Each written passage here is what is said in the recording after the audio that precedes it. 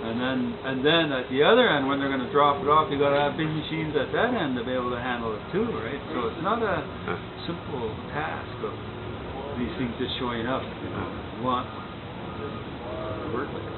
So with this pole, the idea behind it being reconciliation, or I guess how did that idea come about that you would do a pole that would come here to unceded Musqueam territory about reconciliation? Well, the title was reconciliation, so my mind starts clicking away on ideas and how I want to approach it and tell the story on the pole. So I thought it out in my mind what I wanted to do, and then I put it on paper to scale, and then I started scaling it up, getting my measurements right, and drawing, and then really I was coming here to UBC, not knowing that Musqueam so tied together now with UBC and unceded territories and stuff.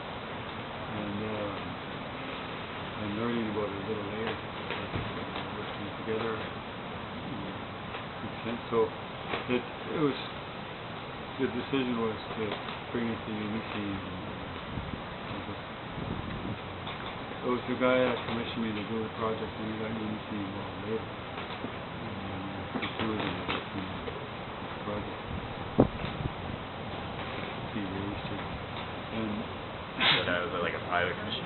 Yeah, and it was also reconciliation then wasn't the way it is now. Like there's so much attention being paid to it now in all areas, and Canada seems to be pushing reconciliation a lot. But this wasn't, just before this was, we agreed on it and we were moving on it, and then it started coming out, reconciliation. So it worked out to be a real nice thing. Do you think the story you're telling with this pole is different from, I guess, Canada's idea of reconciliation, like official policies? I'm not trying to smoothen any edges. Those guys are. They're trying to soften the blow in a sense, and I find that's not right, because that's not true. And talk to people that survived this stuff and what they were going through in that. I mean, this was a tough project, because stuff like that's unraveling all the time, and hearing more and more people experienced it, and the stories they heard, and they told me about their experience.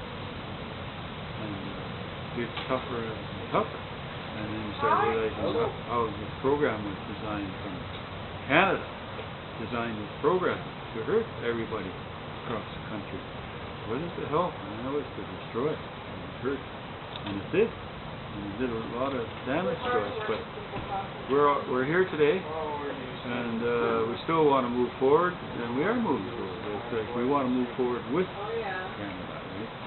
And it's something you can't just turn off. This is reconciliation.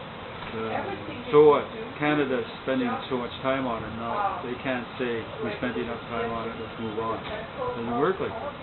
Because the stuff that's gone on in the past has to be paid attention to, and then we work it out, and then move forward together. And that's historic in the sense that it's long lasting, it's not going to just go away. It's their part of their life, part of their life too. They're the ones that caused it and designed it. It's like, we got lots of work. You know what I mean? Yeah. Is that working together, or do you think that's part of the process of making this whole as an artistic process? Because you were talking earlier about raising the pole, like the community coming together to raise it. I heard earlier you had invited people to kind of hammer in copper nails.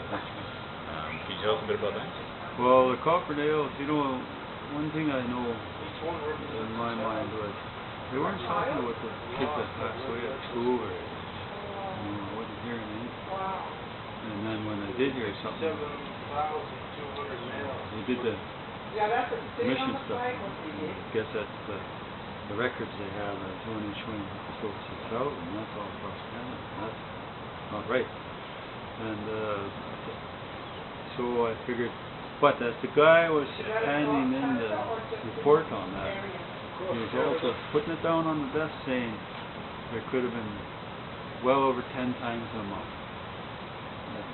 So he knew that more kids passed away at the school, but he has to play ball with the records and stuff like this and like that. And so I'm not into softening any edges here. I want people to know that that's a horrendous part of it all. When kids pass away at the school. If it happened to the outsiders that their kids started dying at the school, they would have did something about it right away.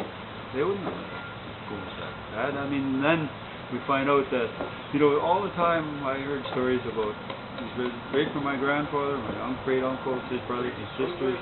They went to KIOKE, and that's the residential school here. We passed into that for them. And so they went there, right from them to all my partners that went to the residential school, like in Edmonton and Port Alberni and those places. They talked about not having enough food. They're always hungry all the time. So they used to run off and steal, raiding gardens and snaring rabbits, whatever they could to get more food. Right? And that was all of them saying, my great uncle, they were soccer. They learned how to play soccer. I loved that family. Said, we're always hungry. Play sports. We're always hungry. And then in the last year and a little bit, they find documentation on how they starved the kids. They wanted to starve the kids on purpose. They're experimenting with them and everything else with that. Starving. And, there's a lot more to it than that. Than I know about it. Medicine and all that stuff. So the programming gets thicker and thicker as you get into it. It's like really. Virtually to hear all this stuff and what they're doing. And that's just one thing. That's just the schools the approach they did on kids, taking kids away from their parents, so culture and language and so. And then the hospitals they built for our people, and how they used to treat them in there and stuff like that. You hear all about those stories. And then the introduction of smallpox to us, wiped us out. They're doing that all. So it's like, this is one part of the whole picture, and it's a huge part. But we're still here, and we want to move forward together. You know what I mean? I'd like to. We could still,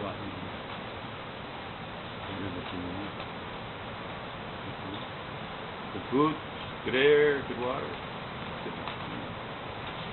A few bucks. Wouldn't be bad. With this, the radio's pretty limited visually, I guess. Could we maybe walk through it and talk about what you've got carved in the pole, the story you're telling? Okay, get back to the nails.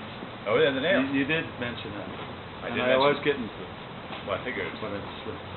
So the nails are each copper nail that you're going to see in this pole. I'm going to put 57 not me. With help of other people like you and nails.